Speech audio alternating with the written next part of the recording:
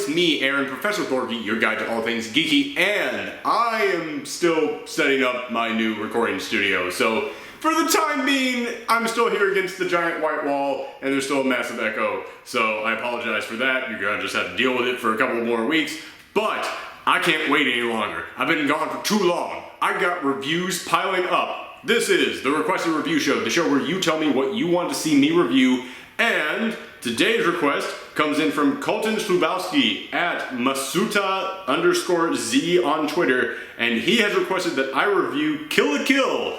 Alright, sure. He's a loyal fan, he's been with me for a while, I'll give him this. And plus, hey, it's been a while since I reviewed an anime. What's the worst that could happen? Let's check out Kill la Kill.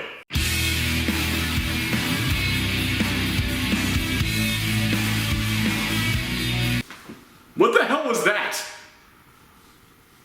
Do I have animal ears on right now? Where'd my shirt go? Damn you, anime! Don't lose your way. You might be hard to be as the one. Don't be afraid, my sweetheart. This is the way to be more strong. Go, you stupid clothes.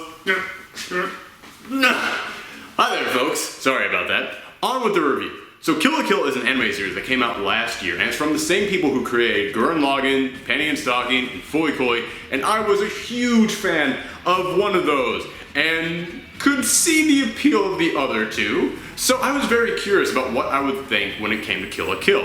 Now, at first glance, you can definitely tell this is from the same creators, because those animes had amazing style and action and animation. In fact, just talking about animation, when it comes to speed, design, style, smoothness, every single thing that goes into creating animation, I think they might have the best studio in all of Japan right now, especially when it comes to creating stuff for television. However, that studio isn't just known for creating crazy good animation, they are also known for just being crazy.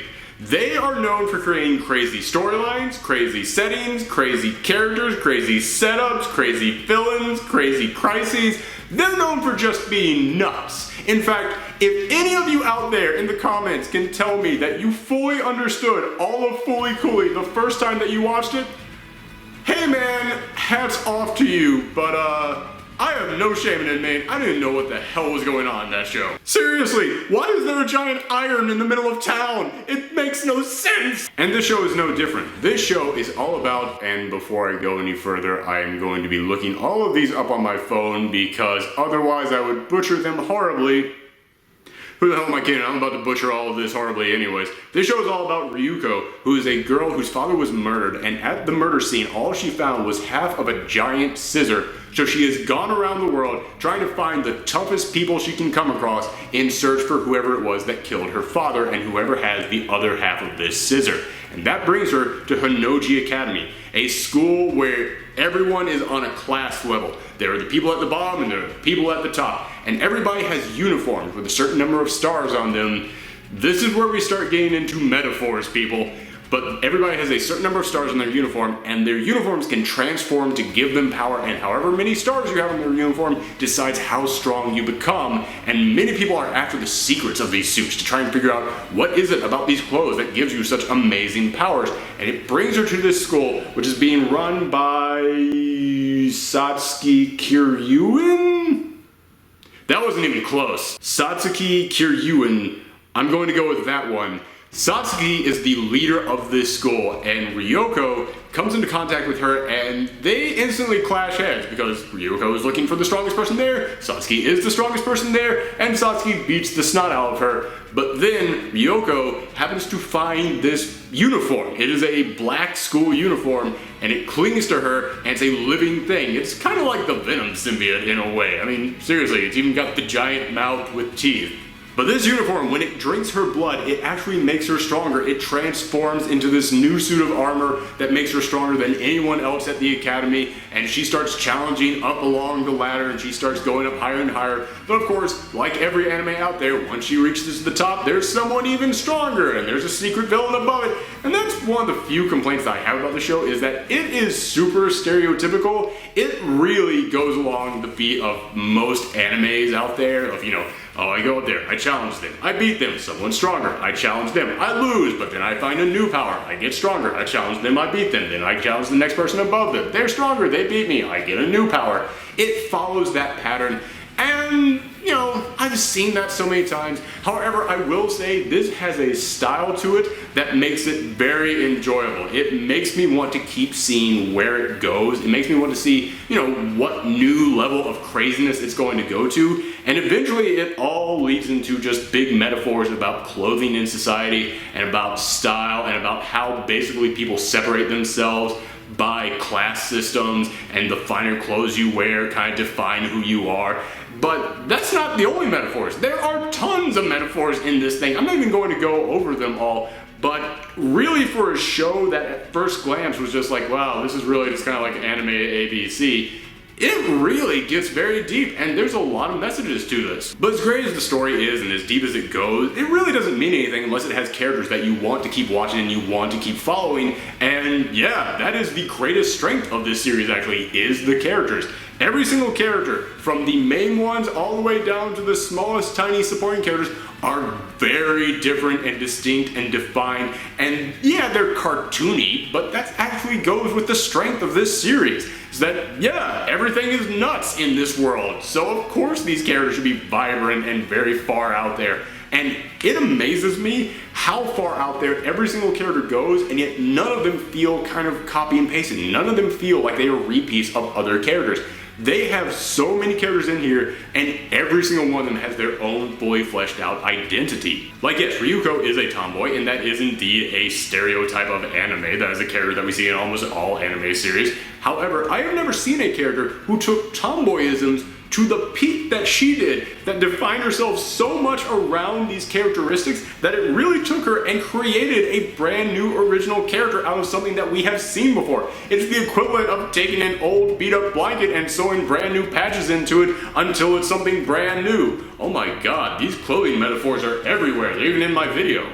Or Mako. Holy cow, hands down, my favorite character in this series is Mako, the interject, cheerleader, supporting character, which once again, that is a stereotype in anime. There's always that interject, yeah, you can do it, person who cheers on the main character. However, I have never seen a character go so far into that stereotype that it just became a hilarious new character in and of itself. Every single time that the main character was feeling down and they needed a pep talk, Mako would just pop up out of nowhere, put her hands up like this, and just start giving this huge, fast-paced, dramatic speech with huge blaring music behind her. And I lived for those moments. I waited every single episode to see that moment come. I could not wait for it because it never wasn't funny to me. リュウコちゃんは勝ってます。何？リュウコちゃんは私を助けてくれたんです。勝負に負けたかもしれませんが、友情で勝ってます。 Now, before I wrap up, I do have to bring up the controversy, shall we call it, of this series that a lot of people have felt uncomfortable about, which is the level of fan service. Because yes, whenever these people have these uniforms, that transforms them into their super states.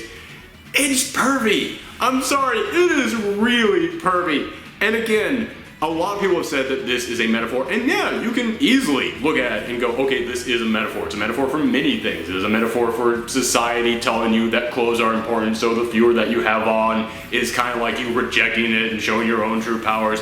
Or, you know, it's also a metaphor for growing up. It's a metaphor for your body changing in weird ways. In fact, I have even heard a couple of people come to me and tell me that the actual message behind this is that Japan's birth rates are so low that the studio wanted to create a series that would basically get people turned on and want to have kids. I don't like to think about that because it's gross. It's gross. So I'm going to ignore that one, and I'm just gonna say, listen, I don't know the meaning behind all the perviness in this, but I will say, hey man, I understand feeling uncomfortable about it. I felt uncomfortable about it. I love this series. I did. I had a lot of fun with it, but this thing is over 20 episodes long. I never once didn't feel uncomfortable when it got to those moments. Whenever it got to those moments, whenever she transformed, the music is amazing. Whenever she fought, the music is blaring, the animation is incredible, the action is great.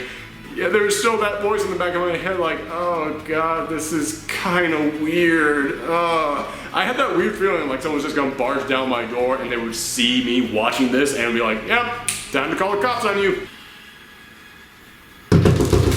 Please, open up. We heard someone in there is watching Kill la Kill. No. I'm just watching, porn. Oh, well, that's perfectly fine. Carry on. But here's the thing that I find so interesting about this. Like I said, there's metaphors behind it. It's not just there to be there. It's not just there to make people watch. They actually do have a message behind it. And because of that, typically when there's a lot of fan service like this in a show, I will hear a lot of female viewers get upset about, as they indeed have a right to be. However, with this show, almost all the supporters I've heard of this show and of the fan service have been female viewers. So clearly, there is something about this that makes it different from other shows when they just go for pure fan service. There is something here that gives it a message. And I might be too dumb to realize what that is, but I can tell you I have heard from fans and it is indeed working for them.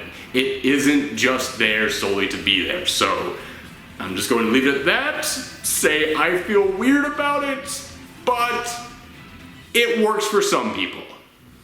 And I'm just gonna leave it at that. So in the end, Kill la Kill is a lot of fun. The animation, the music, the action, and the characters are all great, and they all go to such high levels that even if you've seen stories very similar to this before, it takes the show itself to brand new, original levels of creativity, and I would really recommend to anyone as a fun time. However, you might have trouble getting past certain points like the excessive fan service, but there is a message behind everything, even that. So I'm going to give this a B+. I had a lot of fun. I'm really glad that I watched it. I would gladly watch it again. However, I don't know if it's going to stay in my mind as one of my all-time favorite animes that I revisit over and over again. So let me know in the comments down below what you thought of Kill la Kill, but also let me know in the comments down below what you want to see me review in a future episode. Remember, this is the requested review show, the review show where you tell me what you want to see me review, and you can tell me that in the comments, on Twitter, on Tumblr, anywhere else on the internet where you might be able to find me. So make sure to come back by hitting that subscribe button right there so you can see your review,